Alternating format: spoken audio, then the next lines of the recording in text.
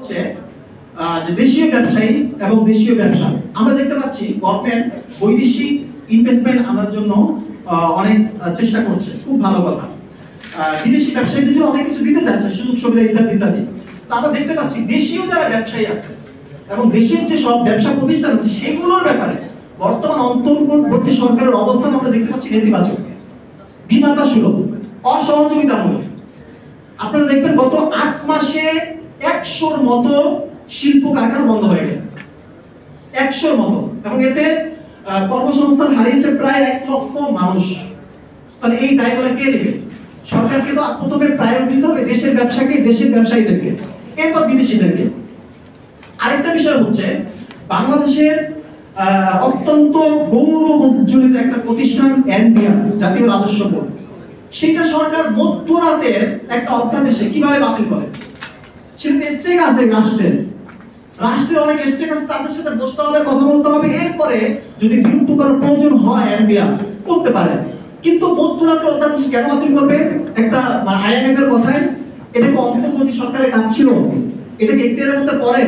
Actually এটা কিন্তু অন্তর্বর্তী সরকারের এখতিয়ারের মধ্যে পড়ে না। সো আমরা বলবো যে আসলে গভর্নমেন্টের অনেক কিছুই দেখা যায় মানে আগের সময় যেমন দেখতাম আওয়ামী লীগের আমলে যে মানে মধ্যরাতে ভোট হতো, ভোট দিত মধ্যরাতে। এখন দেখি অনেক সিদ্ধান্ত আবার মধ্যরাতে শুরু হয়েছে। সরকার মানে সরকারে কে বসবে সেই সিদ্ধান্ত মধ্যরাতে এসেছে। আপনারা দেখেছেন আমাদের সাথে কোনো কথা নেই, কারোর সাথে কথা নেই, অন্তর্বর্তী সরকারের প্রধান কি হবে সেই সিদ্ধান্তটা মধ্যরাতে এসেছে।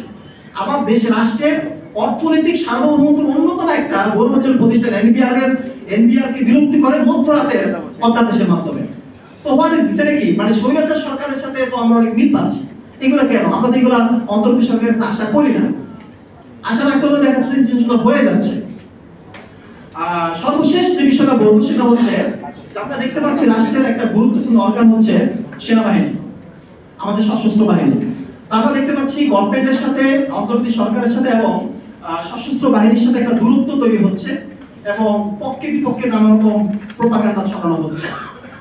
এইটা রাষ্ট্রের নিরাপত্তার যে সেক্টরগুলো আছে এই জিনিসগুলোকে কিন্তু আপনি পৃথিবীর কোনো দেশে পাবলিকলি এইভাবে সমালোচনা করে না বা পাবলিকলি নিয়ে আসে না। এখন আপনার একটা মানে সেনাবাহিনীর প্রধানকে আপনার পছন্দ হতে পারে, নাও হতে পারে, সেটা ভিন্ন আলাপ। কিন্তু বিষয় হচ্ছে সেটা হবে মানে ইন্টারনালি আলোচনা হবে, কে থাকবে না, সমালোচনা যদি করতে হয় সেটা ইন্টারনালি হবে। রাষ্ট্রের নিরাপত্তা যারা দেয়, সার্বভৌমত্বের বিষয়টা যারা দেখে, তাদেরকে বিতর্কিত করলে কিন্তু রাষ্ট্র ঝুঁকির মধ্যে পড়ে যাবে, রাষ্ট্রের নিরাপত্তা বিঘ্নিত হবে। সো আমরা গভর্নমেন্টকে বলতে চাই যে সেনাবাহিনীর সাথে অথবা গভর্নমেন্টের সাথে যে দূরত্ব তৈরি হচ্ছে সেটা আপনি মানে প্রাইভেটলি আলাপ করেন, প্রকাশ্যে কেন, পাবলিকলি কেন? মানে আপনাদের কারণে কি আমাদের দেশটাকে আমরা নিরাপত্তা ঝুঁকিতে ফেলে দিব? এটা তো আমরা দিতে পারি না।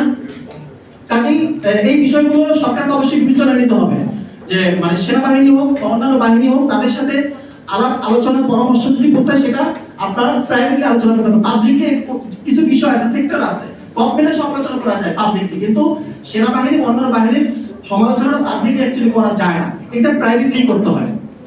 সো এই ছিল আজকে আমাদের মোটামুটি স্টুডেন্ট সফটওয়্যারটির আলোচনা। এখন